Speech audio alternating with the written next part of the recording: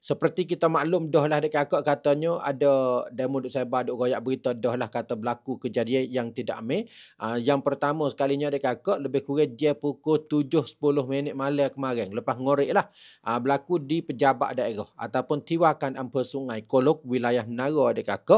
Jadi kejadian di sana dekat katanya ada berlaku bedil. Petepur dulu mula-mula tu. Ada petepur. Dan sebelum pada tu adik-kakak tak tahu kata siapa dia lah. Bawa kereta masuk pergi parking, dia letak dekat-dekat dengan Dewan Mesyuarat ataupun bilik tempat orang panggil kata hall percum, hak pejabat daerah Sungai Golok.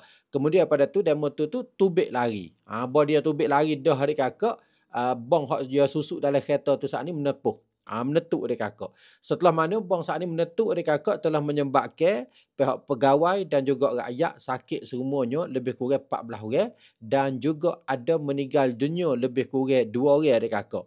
Jadi rakyat sakit pegawai meninggal dunia 2 orang dan katanya sakit ni terbagi kepada pegawai ni ataupun sukarela lebih kurang 8 orang adik-kakak dan juga rakyat sakit ni lebih kurang 6 orang. Dalam jumlah 6 orang rakyat saat ni telah selamat kelik di rumah dah lebih kurang 3 orang adik-kakak.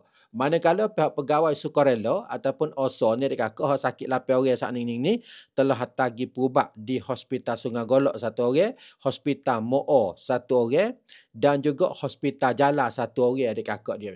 Ni dia. Hak berlaku di Sungai Golok. Manakala adik-kakak kes yang keduanya yang berlaku di kawasan daerah Saiburi wilayah Pak Tani. Hak berlaku di kawasan daerah Saiburi wilayah Pak Tani ni adik-kakak berlakunya di kawasan Nebe 3 Kampung Hutai Koleh. Mukim Truk Bon. Wilayah Saiburi. Berlakunya lebih kurang jam pukul 11 malam adik-kakak. Berlaku di sini ni adik-kakak ada orang pergi tehebong di basah. Tehebong di basah. Ya kis-kis nak boleh tehebong ni lagu ni sebelum daripada tu adik-kakak di waktu petang hari tu pihak pegawai duk meronda tentera hitam. Fort tahan peran tu adik-kakak duk meronda lak terawin kat kawasan tu dengan karenanya ada orang lapor kata ada orang guna senjata api.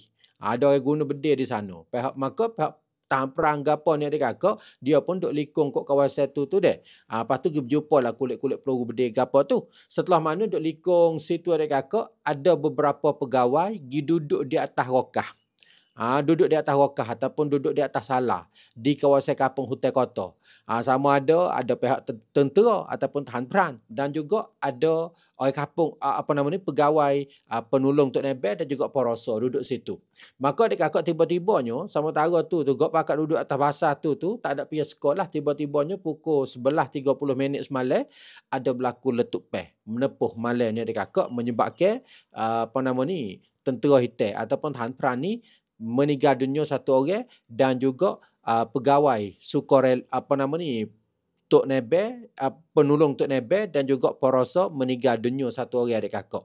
Itu dia. Jadi lubang hak bong berlaku di lubang ni adik-kakak katanya luahnya adik-kakak lebih kurang 2 mik. Nak kata kekuatan bong saat ni deh. Lepas tu dalam tu lebih kurang 1 mik. Lepas tu bong tu saat ni tu berat lebih kurang 15 kilogram adik-kakak deh. Inilah berkenaan dengan kes yang berlaku di tempat teh kita di sini yang boleh mari beri laporan kepada adik-kakak supaya kita boleh ambil ketahuan dengan secara buat kupasan dengan secara rekah-rekahnya adik-kakak dia. Kalau adik-kakak ada masalah mata kelabu, nampak tak cerak, boleh kita pergi periksa mata free di kedai klinik Wan Sai Ta Sik Ro Road di hadapan Hospital Sik Ro Road Jala. Di sini kalau kita nak potong spek mata, harga mulai 890 kod sahaja. Ada spek mata setiap jenis, setiap model, setiap peseng, mata pendek, mata panjang ataupun Wan Krongseng pun juga ada. Jangan lupa setiap kali nak spek mata, ingatlah kepada klinik Wan Sai Ta Sik Ro Road di hadapan Hospital Sik Ro Road Jala.